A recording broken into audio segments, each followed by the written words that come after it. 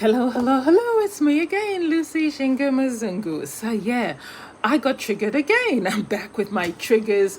This time, I'm not saying I'm a parenting guru, but this kind of like triggers me. Whenever I go to the shopping center, um, I was doing my nails. I think I was preparing for a trip to go to Townsville for work, and I was getting up very early in the morning, maybe 3 a.m. And I'm thinking I need to get myself ready, do my nails, do my eyelashes and all, and my eyebrows. And I was doing this, and this lady was pushing a trolley with a screaming toddler.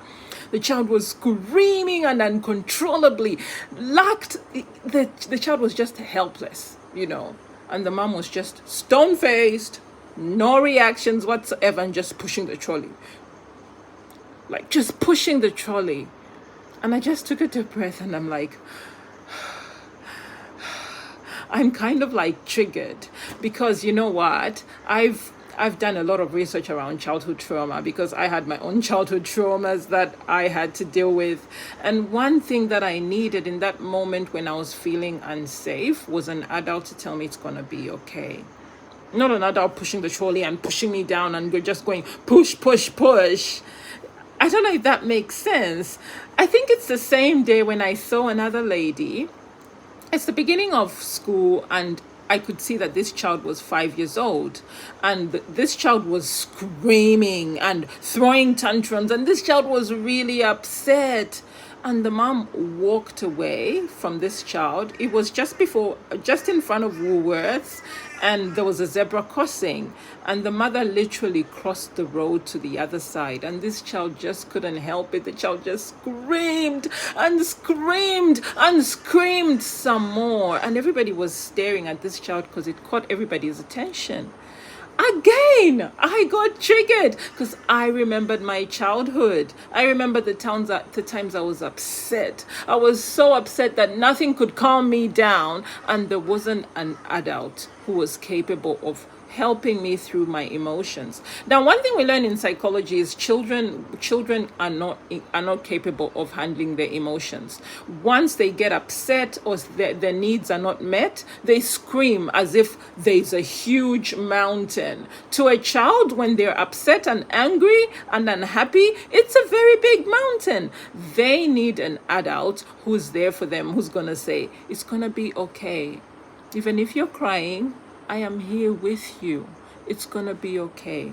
I love you. They need to be reassured. That's just the way it is. And for this child to see their mom, I don't know, it looked like it was their mom, walking away, crossing the road to the other side of the road, this made the child feel even more unsafe. The emotions and the feelings were bigger than a mountain. They were bigger than anything that could ever have been before them. And the mother walking away brought more insecurity, brought more fears. And that's why you notice when we become adults, we develop certain strange coping mechanisms because we never had an adult in our childhood who understood that their behavior when I'm angry, when I've got emotions, when I've got emotions that are too big for me to even understand.